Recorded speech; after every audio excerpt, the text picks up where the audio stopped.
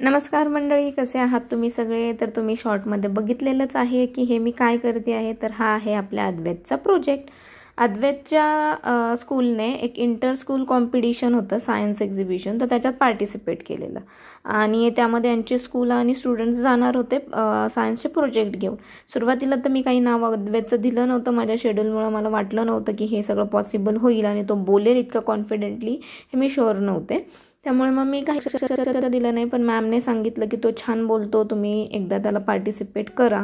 तर मॅमने तसं म्हटल्यामुळं मी 2 दिवस अगोदर तयारीला लागले प्रोजेक्ट बनवायला. सॅटर्डेला आपल्याला त्याला न्यायचं होतं त्या ठिकाणी प्रोजेक्ट एक्सप्लेन करण्यासाठी किंवा त्याचा डेमो देण्यासाठी. तर मी गुरुवारी आणि शुक्रवारी 2 दिवसामध्ये थोडं थोडं करून हे काम कंप्लीट केलं. आम्ही प्रोजेक्ट बनवणार होतो रेन वॉटर हार्वेस्टिंग. सो मुलांना पण वॉटरचं महत्त्व कळेल की ते आपण जपलं पाहिजे वगैरे, आणि तो थोडासा त्याच्यासाठी बोलायला इझी राहील, कारण तो नेहमी वॉटर सेव्ह करा वगैरे बोलतो. त्यामुळे मी तो जो टॉपिक होता तो निवडला. आता माझी मेहनत हे सगळं करण्यामध्ये नव्हती, तर माझी मेहनत जास्त यामध्ये होती की आता अद्वैत त्या ठिकाणी हे कसं प्रेझेंट करेल. आणि एवढ्या लास्ट मोमेंटवर एकतर गुरुवारी तर पूर्ण माझा वेळ ते प्रोजेक्टकडेच गेला, मी त्याच्याकडून काहीही करून घेतलं नाही. शुक्रवारी मात्र मी कामावर जाताना काही 5-7 पॉईंट्स मी लिहून गेले होते नोटबुकवर, तर त्याने दिवसभरात स्कूलवरून आल्यानंतर ते रीड केले व्यवस्थित आणि वाचून त्याने लगेच ते लक्षात ठेवले. तसा तो आहे हुशार आणि आपण एक पाठी असं पण म्हणू शकतो. एखादी गोष्ट त्याने वाचली की तो लगेच कॅप्चर करतो, त्याच्या वयाच्या मानाने तो छान वाचतो लिहिलेल्या गोष्टी. सो मी सिम्पल लँग्वेजमध्ये छोटे छोटे सेंटेन्स बनवले होते 7-8, जे की त्याने पटकन ग्रास्प केले. आणि मला घरी येऊस तोपर्यंत टेन्शन होतं की आता हा काय करतोय आणि काय नाही, पण घरी आल्यावर ज्यावेळेस त्याने मला 6-7 सेंटेन्स ते व्यवस्थित बोलून दाखवले, तेव्हा मला पण थोडासा कॉन्फिडन्स आला की नाही, हा करू शकतो. मग त्यानंतरनं मी थोडं काम राहिलं होतं आपलं क्लाउड्स वगैरे बनवणं, तर ते गोष्टी करून घेतल्या. आता पाण्याचा खेळ नको, लहान मुलांना तर ऑलरेडी पाणी आवडतं, म्हणून मी पाण्याऐवजी त्या ठिकाणी छोटे असे मोती किंवा पिअरल्स वापरले होते, जे ट्रान्सपरंट धाग्याने मी त्या क्लाउड्सना बांधले, जेणेकरून जसं असं दिसेल की रेन ड्रॉप्स पडत आहेत. सो या पद्धतीने मी थोडंसं कलरिंग केलं, मागं सिनरी केली, एका टबमध्ये माती घेतली आणि बऱ्याचशा गोष्टी आपल्या म्हणू शकतो आपण की बेस्ट फ्रॉम वेस्ट असा तो प्रोजेक्ट झाला होता. थोडासा टब क्रॅक झालेला होता, तर त्यामध्येच मी माती भरली. त्यानंतरनं कार्डबोर्डवर आपल्या घरातच अवेलेबल असणाऱ्या ज्या गोष्टी होत्या, कापूस वगैरे, हे यूज करून ते मॉडेल बनवलं. आता ते मॉडेल बनवत असताना शेजारी थोडंसं फार्म वगैरे आपल्याला दाखवायचं होतं, तर अद्वैतच्या एका किरण मावशीकडे त्यांनी ऑलरेडी गणपतीसाठी ते बनवलेलंच होतं, तर ते लावलेले गहू आम्ही आणले आणि त्या टबमध्ये प्लांट केले. त्यानंतरनं दुसऱ्या दिवशी बरंचसं कलरिंगचंच काम होतं. पहिल्या दिवशी तर मी कम्प्लिटली ती घरं वगैरे बनवणं, त्याला थोडंसं ते पाईप वगैरे अटॅच करणं, हे सगळं केलं होतं. तर लास्ट डे होता. अद्वैतचे 6-7 पॉईंट झालेले होते. सकाळीच मॉर्निंगला आम्हाला 8-8:30पर्यंत त्याला रेडी करायचं होतं. त्यामुळे तेवढे मी हे काम करता करता त्याच्याकडून पॉईंट्स बोलून घेत होते आणि तो सांगतही होता, पण मलाच भीती होती, विसरतो की काय, म्हणून मी पुन्हा पुन्हा त्याला ते विचारत होते. तर तो फार इरिटेट होत होता की आत्ताच म्हटलो आहे मम्मी, माझं झालं आहे वगैरे असं. मग म्हटलं आता ह्याला हे पॉईंट्स लक्षात आले, तर अजून जास्त ट्रिक्की नको करूयात, पटकन प्रोजेक्ट रेडी करूयात आणि मॉडेल त्याला दाखवूयात, आणि मग त्या मॉडेलच्या हेल्पने तो छान एक्सप्लेन करू शकेल, जर मी त्याला दाखवू शकले की पाणी कसं येतं आहे, कुठून येतं आहे. त्यामुळे मी फार घाई केली. म्हटलं याला रात्री झोप लागण्या अगोदर आपण काय करूयात, हे कंप्लीट करूयात. मग आता आले लेट कामावरून आणि हे सगळं करायचं, म्हटलं आज काही कोणी खायचं नाही, आज सरळ फक्त मसाले भाताचं जेवण होणार आहे. पटकन भात लावला आणि हे सगळं करायला बसले, कारण मला भीती होती की अद्वैत जर झोपला तर मग सकाळी तर लवकर जायचं आहे, परत त्याला रेडी करायचं, तर ते होऊ शकत नाही. सो त्याने जेवढे काही त्याचे स्कूल नेम, प्रोजेक्ट नेम, त्यानंतरनं थोडीशी प्रोजेक्टची इन जनरल माहिती की काही भागात पाणी प्यायला पण अवेलेबल नाही आहे, आपल्याकडे खूप सारी रेन आहे, पाणी आहे, तर आपण ते स्टोअर केलं पाहिजे वगैरे, अशा गोष्टी त्याने पाठ केल्या त्या. पण ॲक्च्युअल रेन वॉटर हार्वेस्टिंग म्हणजे काय हे त्याने काही केलेलं नव्हतं. सो मी म्हटलं की त्याला आता त्या गोष्टी आपण पाठ करून घ्यायच्या नाही, त्याला आपण डेमो दाखवूयात आणि ते पाहून मग कसं होईल की व्हिज्युअली मुलांनी ते पाहिलं की चांगलं लक्षात बसतं. आता तेवढा वेळही नव्हता त्याच्याकडून पाठ करून घेण्यासाठी. सो मी पटापट माझं ड्रॉइंग वगैरे कंप्लीट केलं. आता ही सिनरी थोडी आपण मागे लावणार होतो, जेणेकरून आपल्याला रेनबो वगैरे असा थोडासा रेनी सीझनचा फील येईल यासाठी. भराभर कलरिंग करून घेतली. आता जे फॅब्रिक पेंटिंगसाठी आणलेले कलर होते ते फॅब्रिक पेंटिंगला कमी आणि कितीतरी गोष्टींना मी वापरले, तुम्ही पाहिलं असेल. चांगला यूज झाला या सगळ्या गोष्टींचा. आता मी कलरिंग केली, त्यावेळेस अद्वैतसुद्धा माझ्या आजूबाजूला खेळत होता की मला कलरिंग करू दे वगैरे, पण मी त्याला म्हटलं की थांब, आज नाही तुला कलर करून देणार, कारण मला खूप काम आहेत आणि तुझ्याकडून आपल्याला हा प्रोजेक्ट करून घ्यायचा आहे. जनरली तसं त्याला कलरिंग आवडतच नाही, कारण त्याला हात वगैरे खराब होतात असं त्याचं म्हणणं आहे. पण ब्रश आणि बॉटल कलर म्हटलं की मग तो जरा जास्तच उत्साह दाखवतो. सो मला जमेल तसं त्या पद्धतीने मी काय केलं, एक छान असा सिनरी काढली. निळं शुभ्र आकाश काढलं, त्यानंतरनं त्याच्यात आलेला रेनबो काढला, मग त्यानंतर काही डोंगर, थोडीशी झाडं, ग्रीनरी, त्यानंतरनं रस्ता काढला. आता आदवेच्या मॉडेलमध्येही मी काही रस्ते टाकले होते बनवून, तर तो रस्ता मला याला कनेक्ट करून लांब कुठेतरी जातो अशा पद्धतीने मला ते दाखवायचं होतं. त्यामुळे मग मी एक छान असा रस्तासुद्धा आपल्या कार्डबोर्डमध्ये काढला. छोटी छोटी फुलं काढली, जेवढी मला डिटेलिंग करता येईल तेवढी मी डिटेलिंग केली. आता मी बऱ्याच मुलांना शिकवते, पण मी शिकवणारी जी मुलं आहेत ती थोडी मोठ्या वयोगटाची आहेत. एवढ्या छोट्या मुलाला शिकवण्याचा माझा पहिलाच एक्सपिरियन्स होता. आता त्याला तसं मी शिकवते पुस्तकी नॉलेज वगैरे, पण हे त्याच्या नॉलेज किंवा त्याच्या एज ग्रुपला म्हणावं आपण तर खूपच जास्त मला असं वाटत होतं की त्याला झेपेल की नाही. मला विश्वासच बसत नव्हता या सगळ्या गोष्टींवर. कारण रेन वॉटर हार्वेस्टिंग ही गोष्ट मला तर वाटत नाही आमच्या 6वी-7वी शिवाय मी कधी ऐकली असेल. आणि आत्ताची जी मुलं स्कूलमध्ये जात आहेत किंवा प्रोजेक्ट करतायत तर 4थीच्या पुढेच ही गोष्ट असेल ऑलमोस्ट. पण आता चालले हळूहळू मुलं फास्ट होत चाललेत, त्याच्यामुळे ह्या गोष्टी लवकर लवकर त्यांना कळत चालल्यात. तर मी थोडीशी वरीड होते की आद्वेतला हे कळतंय की नाही, किंवा मुलं कसं खेळण्याच्या नादात असतात, इथून सगळं करून गेला आणि तिथे तो बोललाच नाही, खेळतच बसला. तर ह्या बाकी गोष्टींचं सुद्धा माझ्या मनामध्ये धाकधूक चालू होती. पण म्हटलं ठीक आहे, आता जसं होईल तसं एक्सपिरियन्स घेणं गरजेचं आहे. जसा बोलेल तसा बोलेल, आणि नाही बोलला तरी काही हरकत नाही म्हटलं. पण त्याला एक्सपिरियन्स येईल, दुसऱ्या नवीन शाळेत जाणार होता, त्यानंतरनं तिथला 1 दिवसाचा त्याला अनुभव येईल की कसं कुठे जायचं, कसं बोलायचं, आणि आपल्यालाही कळेल की तो कसा बोलतोय नाही बोलतोय, आणि त्याच्यात काय ज्या चुका आहेत त्या आपण क्लिअर करून घेऊयात.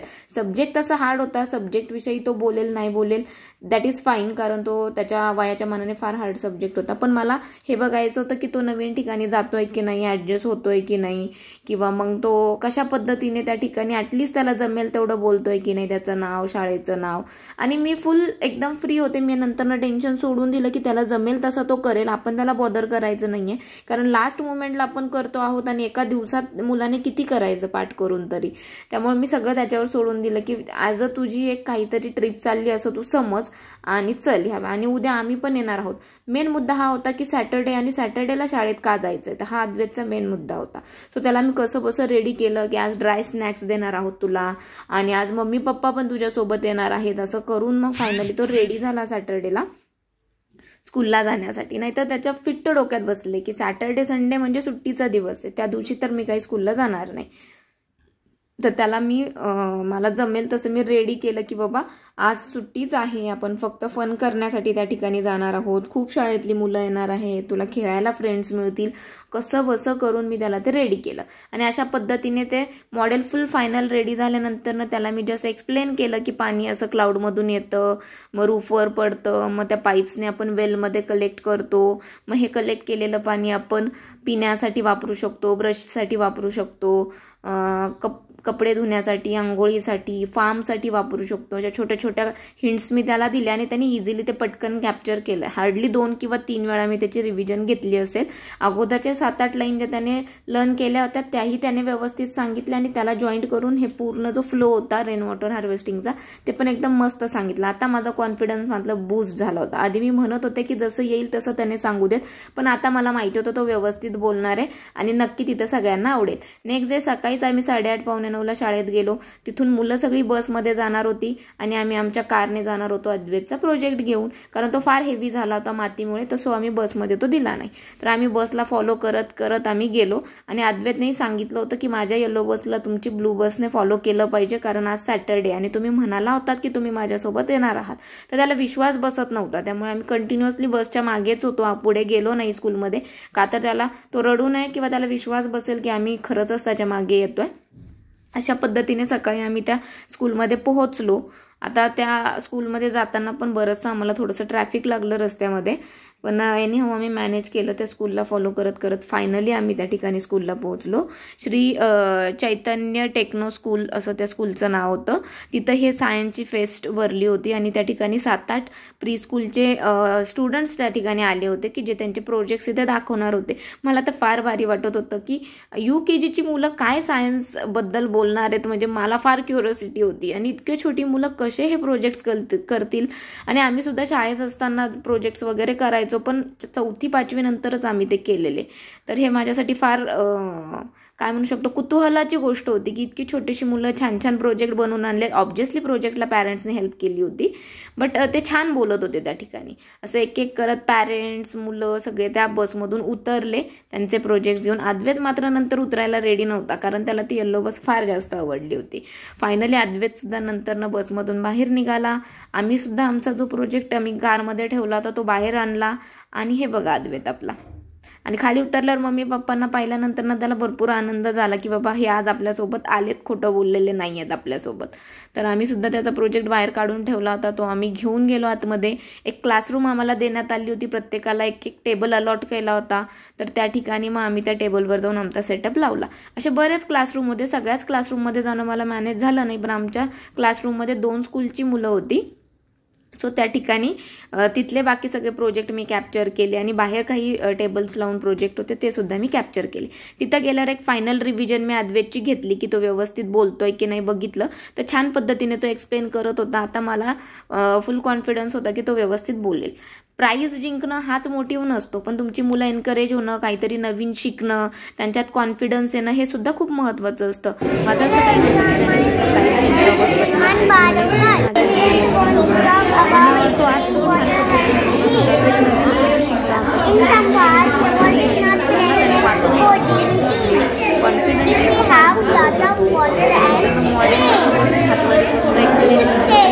माझ्यासाठी हे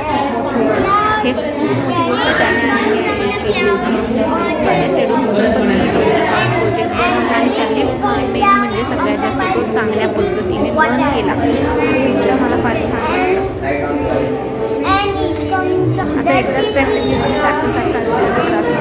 त्याला बॉर्डर केलं नाही व्यवस्थित होती. त्यानंतर म्हटलं की आजूबाजूला त्याच्या स्कूलमधले पण बरेचसे प्रोजेक्ट्स त्याच रूममध्ये होते, तर ते मी कॅप्चर करण्याचा प्रयत्न केला. हे सगळे अद्वैतचे फ्रेंड्स आहे, सगळ्यांचे इतके सुंदर सुंदर प्रोजेक्ट्स होते आणि इतक्या सुंदर सुंदर थीम होत्या ना की मला फार भारी वाटलं. काही काही प्रोजेक्ट तर इतके वाखाणण्याजोगे होते ना, मस्त पॅरेंट्सने त्याच्यावर मेहनत घेतलेली होती. EV प्रोजेक्टसुद्धा आणला होता, सोलार EV, हे सुद्धा विंड एनर्जी ह्याबद्दल मुलांना माहिती दिली जात होती. त्यानंतर सोलार सिस्टीम होतं, फार छान. म्हणजे मी सगळेच प्रोजेक्ट कव्हर करण्याचा प्रयत्न केला याच्यामध्ये. आणि अद्वैतने फायनली त्या ठिकाणी जे स्पीच दिलं तर ते त्याच्या वर्डिंगमध्ये मी ठेवलेलं आहे की जेणेकरून तो काय बोलला हे तुम्हाला पण त्या ठिकाणी कळेल. हे अद्वैतचे फ्रेंड्स बघा किती सुंदर अर्थ काढलेली आहे. जर आपण काळजी नाही घेतली तर कशी रडते, आणि व्यवस्थित आपण गार्बेज त्यानंतर ई-व्हेकल वगैरे वापरल्या तर कशी अर्थ स्माईल करते. मस्त प्रोजेक्ट होता एकदम. त्यानंतर फॉरेस्ट रिलेटेड प्रोजेक्ट होते, त्याच्यामध्ये ट्रीज कट करू नका, ॲनिमल्सचं ते हाऊस वगैरे आहे. हे खूपच छान म्हणजे थिंकिंग होती. मुलांना याच्यातून खूप साऱ्या गोष्टी शिकायला मिळतील या पद्धतीने. त्यानंतर अद्वैत आणि हे सगळे आतमध्ये बसले. त्यानंतर बाहेर जे आपलं एक्झिबिशन होतं त्याचं गेस्ट वगैरे आले, मग त्यांना फेलिसिटेट वगैरे केलं गेलं. तोपर्यंत मुलांना आतमध्ये थोडंसं स्नॅक्स वगैरे खाऊ घालून टीचर्सनी रेडीच ठेवलेलं होतं. त्यानंतर एकेकाचं करून एक्सप्लेनेशन झालं प्रोजेक्टचं. तर अद्वैतचं प्रोजेक्टचं एक्सप्लेनेशन तर मी त्याच्या वर्डिंगमध्ये तिथं ऑलरेडी ठेवलेलंच आहे. आता तुम्हाला मी थोडंसं बाहेरचं दाखवते. स्कूलने सुद्धा छान अरेंजमेंट केल्या होत्या या पद्धतीने. एकदम असं वाटत होतं कुठंतरी गॅलेक्सीमध्ये किंवा कुठल्या तरी एकदम सायन्सच्या लॅबमध्ये आलेलो आहोत. आता ऐकूयात अद्वैतचा project.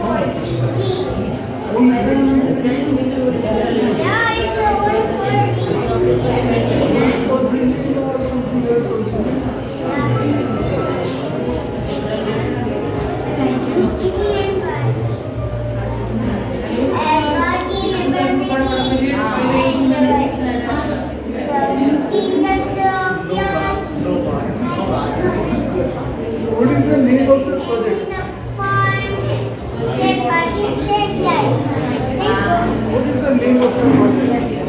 It is my project. Mommy is taking in the project. What's the name of your project? I like some flowers and Name the rainwater harvest.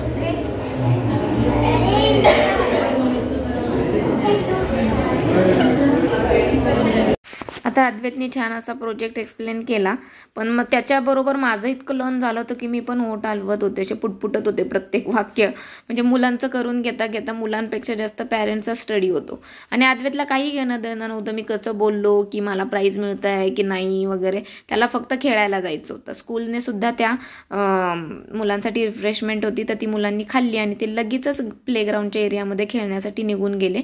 अद्वैतचं सगळं लक्ष आल्यापासून त्या प्लेग्राऊंडकडे होतं की मला तिथे खेळायला जायचंय. आम्ही उगीच त्याला कसं बसा मॅनेज केला तिथं बसवण्यासाठी की हा तुझा प्रोजेक्ट एक्सप्लेन कर एकदा आणि त्यानंतर तू खेळू शकतोस. मुलं फार इनोसंट असतात. त्यांना हे कॉम्पिटिशन हे सगळं काही कळत नसतं.